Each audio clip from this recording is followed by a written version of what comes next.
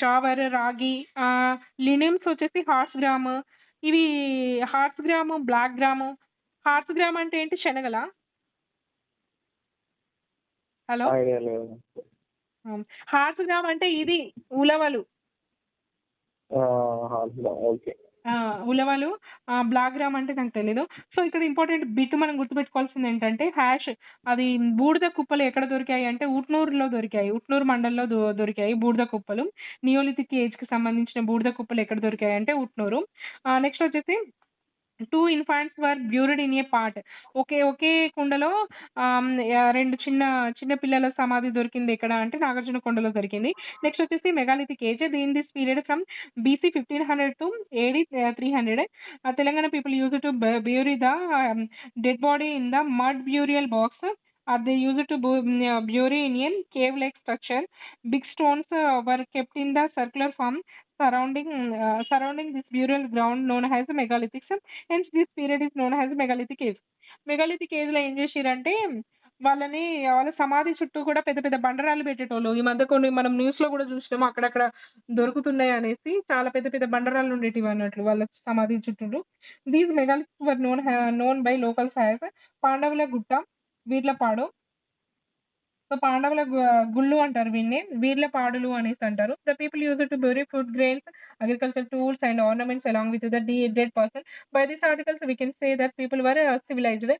So food grains, agriculture tools, ornaments ఇవన్నీ కూడా పెట్టి చేసేవాళ్ళు. సో దీన్ని బట్టి మనం వాళ్ళు సివిలైజ్డ్ పీపుల్ అనేసి అనుకోవచ్చు. In Telangana the civilization of people started with megalithic age. So neolithic age లో ఏం చేసిర్రు, ఒకే దగ్గర కూర్చొని కల్టివేషన్ స్టార్ట్ చేశారు. మెగాలిథిక్ ఏజ్కి వచ్చేసరికి వాళ్ళు సివిలైజ్డ్ అనేసి చెప్తున్నారు. In this period iron tools were used for the first time. Hence it is called the iron age. Iron tools అనేవి మెగాలిథిక్ ఏజ్ లోనే వాడారు. నియోలిథిక్ ఏజ్ లో ఏమి వాడారంటే కాపర్ అండ్ బ్రాంజ్ టూల్స్ వాడారు. మెగాలిథిక్ టైంలోనే ఐరన్ అనేది వాడడం జరిగింది. The megalithic burial ground which was excavated in the premises of Hyderabad central university was the first in the country. So megalithic burial ground అనేది పెద్దది ఎక్కడ దొరికిందంటే హైదరాబాద్ సెంట్రల్ యూనివర్సిటీలో దొరికింది. అది మన కంట్రీలోనే first one. The food grains present in this dated back to 4250 సంవత్సరాలకు పూర్వం ఉన్న ఫుడ్ గ్రెయిన్స్ అనేవి హైదరాబాద్ లో మెగాలిథిక్ బ్యూరియల్ గ్రౌండ్ లో దొరికాయి. The burial grounds were divided into 4 types based on the construction. Pit burials, crest burials, dolmen, rock cut burials. Burial grounds అనేవి నాలుగు రకాలుగా ఉండేవి. Pit burials, cist and dolmen and rock cut burials. Pit burials అంటే ఏంటంటే the dead body kept in the burial box which was made up of mud or granite. Then this box is kept in the pit and covered.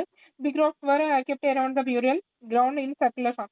ఈ pit burials అంటే ఏంటంటే mud box లో కానీ granite box లో కానీ ఆ శవాన్ని పూడ్చిపెట్టి చుట్టూ పెద్ద పెద్ద బండరాలు పెట్టేశారంట. క్రిస్ట్ బ్యూరియల్స్ అంటే stone burial box was not completely buried but some part is kept open above the ground surface. Cist burial సగమే పెడతారంట, కొంచెం ఓపెన్ చేసి ఉంచుతారంట. డోల్మెన్ వచ్చేసి dolmen is a type of single chamber megalithic tomb consisting of 2 or more vertical megalithics supporting a large flat horizontal capstone or table. ఇది చెప్పు, నాకు అర్థం కాలే. Single chamber megalithic tomb dolmen అంట. consisting of 2 or more vertical megaliths vertical supporting a large flat horizontal. అట్లా పెద్ద పెద్ద బండలు వేసి ఒకటి పెడతారా? 2 బండలు పెట్టేసి పైన ఒక బండ రెండు వెర్టికల్ గా పెట్టి దాని మీద ఒక ఫ్లాట్ హారిజాంటల్ గా పెడతారు. అంతే. రాకెట్ బ్యూరియల్స్ వచ్చేసి caves were cut from the rocks and the dead bodies were buried in this. రాకెట్లు అంటే పెద్ద పెద్ద రాళ్ళు ఉంటాయి కదా, ఆ రాళ్ళలో గుహలాగా చేసి అందులో చేస్తారంట. Food grains, iron tools, red or black pottery, gold ornaments and beads were found in this burials called as megalithics. Food grains, iron tools, red black pottery, gold ornaments ఇవన్నీ ఉన్నాయంట. In Eleswaram of Nalgonda district a burial box in the shape of elephant was found along with the 4 burial boxes were found. So Eleswaram నల్గొండలోని ఏలేశ్వరంలో elephant size లో elephant shape లో ఉన్న బ్యూరల్ box అనేది దొరికింది. At one burial site Eleswaram a man's skeleton is found on top of women's skeleton. ఏలేశ్వరంలోనే ఒక women skeleton పైన మ్యాన్ స్కెల్టాన్ ఉన్న బాక్స్ అనేది దొరికిందంట. నెక్స్ట్ వచ్చేసి thousands of grave yards were found in Narketpalli of Nalgonda during the excavations made by Meadows Taylor చేసిన దాంట్లో చాలా గ్రేవ్ యార్డ్స్ అనేవి దొరికాయి నార్కెట్పల్లిలో. Next the red and black pottery were found in Utnoor tombs. Red and black pottery కూడా ఉట్నూరు దగ్గర దొరికింది. At Maula Ali of Hyderabad the bangles made up of clay and golden beads were seen in the graveyard. These grave yards were present in 30 to 40 acres of land. So 30-40 ఎకరాలలో ఉన్న మౌలాలీలో mud bangles ఉంటాయి కదా, అవి clay bangles, golden beads అవి దొరికినాయంట. Horse skeleton was found in the graveyard of పోచంపాడులో హార్స్ది దొరికింది, ఆ టైంలో ఉన్న హార్స్ది. Beads made up of bones were found in Hasmathpet outskirts of Hyderabad. మొత్తం కూడా ఇవి వాళ్ళు ఎక్కువ హైదరాబాద్నే ఇష్టపడ్డట్టున్నారు, అన్ని చాలా మటుకు హైదరాబాద్ లోనే దొరికినాయి. హిస్టారికల్ పీరియడ్ వచ్చేసి the period in which Britain literature. Iron age అని దేన్ని అంటారు? ఐరన్ ఏజ్ వచ్చేసి మెగాలిథిక్ ఏజ్. ఎక్కడ నుంచి ఎక్కడ వరకు? 1500 BC నుంచి 300 AD. Okay okay. Food grains agriculture a period లో స్టార్ట్ అయింది? మెగాలిథిక్. మెగా కాదు, దానికన్నా ముందు కల్టివేషన్ అక్కడే స్టార్ట్ అయింది. ఫుడ్ గ్రెయిన్స్ నియోలిథిక్ ఏజ్ లో. నియోలిథిక్ ఏజ్ లో ఎలాంటి టూల్స్, వెపన్స్ యూజ్ చేసారు? Copper, bronze tools, bone also. Okay, copper, bronze neolithic లో. మెగాలిథిక్ లోనేమో iron. Okay. Ash, piles of ash which is belongs to Neolithic period was found at Utnur mandal of Telangana. Okay. 2 infants were buried in a part. Evidences were found in Nagarjuna Konda. Konda ఏమన్నా చెప్తావా? Megalithic burial ground which was excavated in the premises of dash. University was first in the country. The food grains present in this dated dash is 250 years. Okay. The burial grounds were divided into 4 types based on its construction. Pit burials, Christ burials, dolmen, rocket burials. Pit burials అంటే pit burials అంటే ఏం లేదు, చుట్టూ పెద్ద పెద్ద బండరాలు ఉంటాయి. Christ burials అంటే సగం ఓపెన్ చేసి పెడతారు. డోల్మెన్ వచ్చేసి రెండు నిలువుగా పెడతారు, ఒకటి అడ్డంగా పెడతారు. రాకట్ బరియల్స్ అంటే ఒక గుహలో తీసుకుపోయి అందులో పెడతారు అంతే. Okay. Food grains added to red and black pottery, gold ornaments and beads were found in this megalithic. ఆయన 1.5 page కంప్లీట్ చేస్తే నువ్వు మళ్ళీ ఆపుతుంది అన్నింటికి. ఆగక్క, అక్కడ రెడ్ క్లాత్ మళ్ళీ చదువు అంటే క్వశ్చన్స్ కాదు, నువ్వు మళ్ళీ చదవండి. మంచిగా విను. వింటా.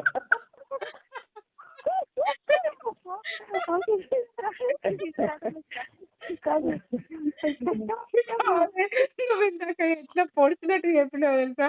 సరేలే, ఇప్పుడు నువ్వు విను మంచిగా. Okay, next వచ్చేసి historic period. The period in which written literature is present and which can be disappeared is known as historic period. Historic period అంటే ఏంటంటే ఆ లిటరసీ తెలిసిన పీరియడ్ అన్నట్లు.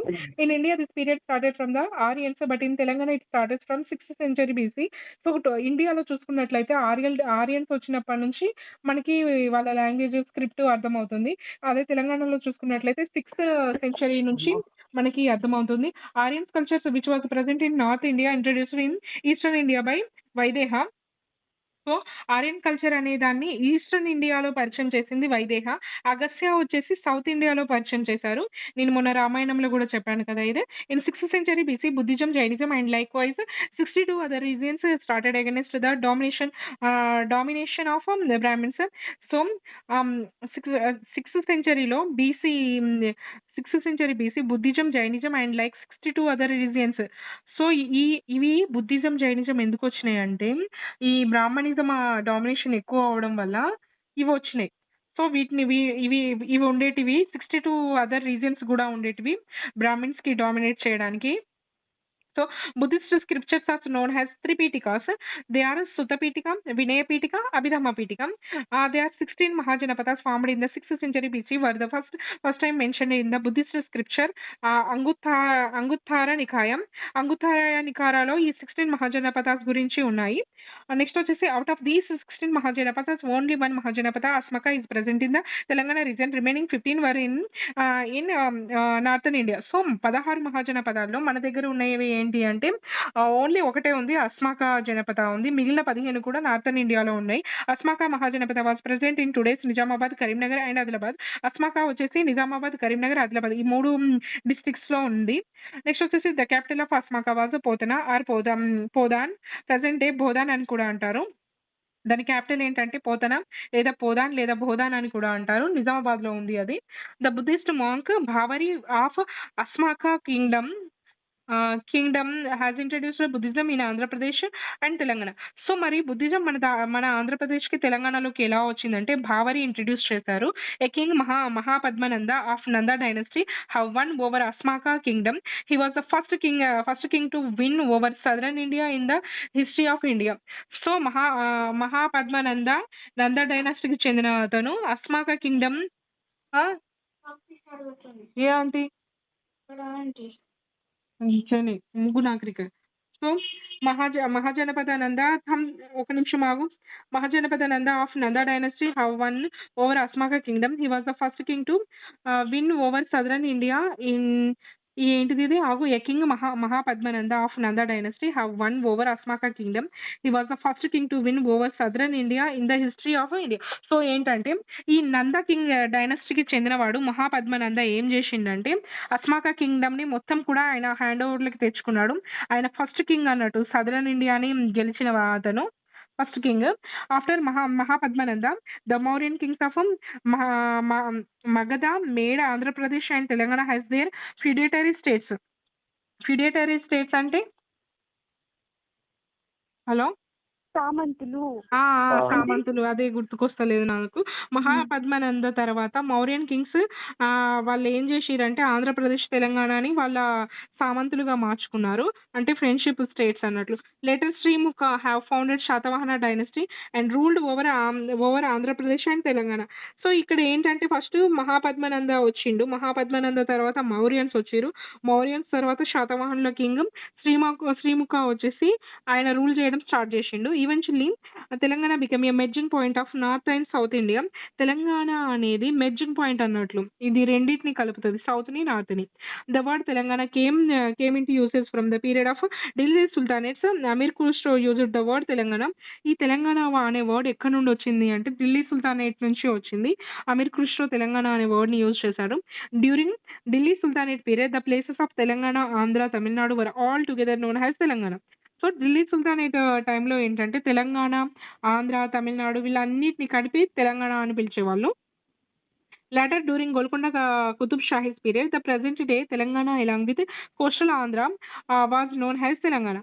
ఫస్ట్ లో ఏంటి ఢిల్లీ సుల్తాన్ టైంలో ఏంటంటే తెలంగాణ, ఆంధ్ర, తమిళనాడులే అంటే ఇప్పుడు గోల్కొండ కుతుబ్ షాహీ టైంలో తెలంగాణ, కోస్టల్ ఆంధ్ర ఉంది కదా, అవి రెండింటిని కలిపి కూడా తెలంగాణ అని పిలిచేవారు. From Nizam's period the Telugu places in Hyderabad state were known as Telangana.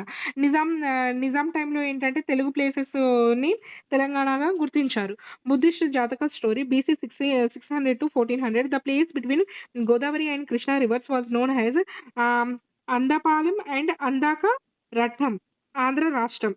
So, Buddhist జాతక స్టోరీస్ లో గోదావరి, కృష్ణా రివర్స్ కి మధ్య ఉన్న ప్లేసెస్ ఏమనేవాళ్ళంటే ఆంధ్ర రాష్ట్రం అనేవాళ్ళు. అందాపాదం అండ్ అందాక రట్టం అంటే ఆంధ్ర రాష్ట్రము అనే అర్థం.